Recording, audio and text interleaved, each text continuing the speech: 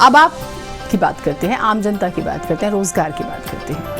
UP में संविदा कर्मचारियों के लिए बड़ी गुड न्यूज है। योगी सरकार ने प्रदेश में आउटसोर्सिंग सेवाओं को अधिक पारदर्शी, सुरक्षित और जवाबदेह बनाने के लिए ऐतिहासिक कदम उठाया।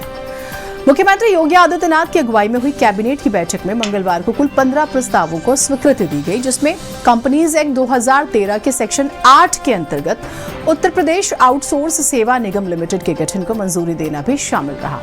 ये एक पब्लिक लिमिटेड कंपनी होगी जिसे नॉन प्रॉफिटेबल संस्था के रूप में संचालित किया जाएगा। दावा तो यही है। इसके माध्यम से अब आउटसोर्सिंग एजेंसियों का चयन सीधे विभाग नहीं करेगा, बल्कि निगम जेम पोर्टल के माध्यम से निष्पक्ष और पारदर्शी प्रक्रिया से एजेंसी का चयन करेगा। आउटसोर्स कर्मचारियों का चयन 3 साल के लिए किया जाएगा। कर्मचारियों को 16 से 20 हजार रुपए प्रति माह मानदेय निर्धारित किया गया है। इस निर्णय के माध्यम से सरकार ये सुनिश्चित करेगी कि हर एक कर्मचारी को उसका पूरा हक, उसका मेहनताना मिले, उसका भविष्य सुरक्षित रहे। ये फैसला न केवल लाखों युवाओं को बेहतर अवसर देगा, बल्कि प्रदेश में रोजगार और सुशासन का नया मॉडल भी स्थापित करेगा। ग्राफिक्स आपको टेलीविजन स्क्रीन पर दिखाते हैं, वो जो बड़े फैसले हुए, ग्राफिक्स दिखाइएगा। आउटसोर्सिंग एजेंसियों का चयन सीधे विभाग नहीं करेंगे, जहां पे संभावनाएं थी, कंप्लेंट्स होती थी कि मनमानी होती है। निगम के जेम पोर्टल के माध्यम से निष्पक्ष पारदर्शी भर्ती होंगी। कर्मचारियों का मानदेय 16 से 20 हजार रुपए प्रति माह निर्धारित किया गया। हर महीने 16 से 20 हजार मिनिमम। 26 दिन की सेवा ली जा सकती है। 4 छुट्टियों का जिक्र है। अमूमन ऐसा होता भी है। कर्मचारी 3 सालों के लिए अपनी सेवाएं दे सकेंगे। गर्भवती महिलाओं के लिए भी प्रावधान है। वेतन 1 से 5 तारीख तक सीधे खाते में आएगा। पहले ऐसा नहीं होता था। ईपीएफ, ईएसआई का अंशदान अब सीधे कर्मचारी के खाते में जाएगा। पहले सर्विस प्रोवाइडर के पास जाता था। एससी, एसटी, ओबीसी, ईडब्ल्यूएस के जो लोग हैं उनकी बेहतरी का भी ध्यान रखा गया है। अगर महिला जो है वो प्रेग्नेंट है तो मैटरनिटी छुट्टी पर उसे भेजा जाएगा, पैसे नहीं कटेंगे।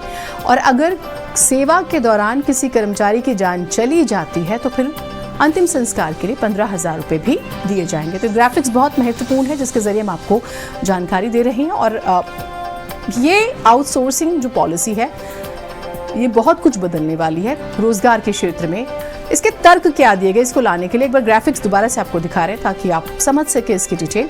3 सालों के लिए अपनी सेवाएं जो है वो कर्मचारी दे सकेंगे।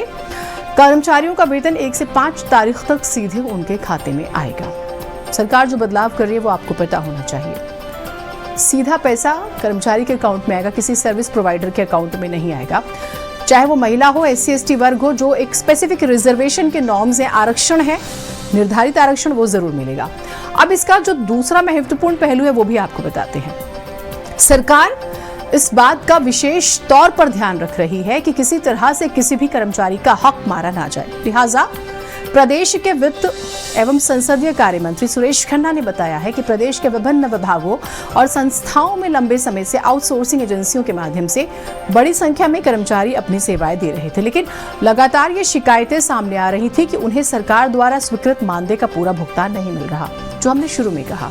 साथ ही ईपीएफ, ईएसआई जैसी अनिवार्य सुविधाओं का नियमित अंशदान भी कई बार एजेंसियों द्वारा नहीं दिया जाता। ऐसा होता है।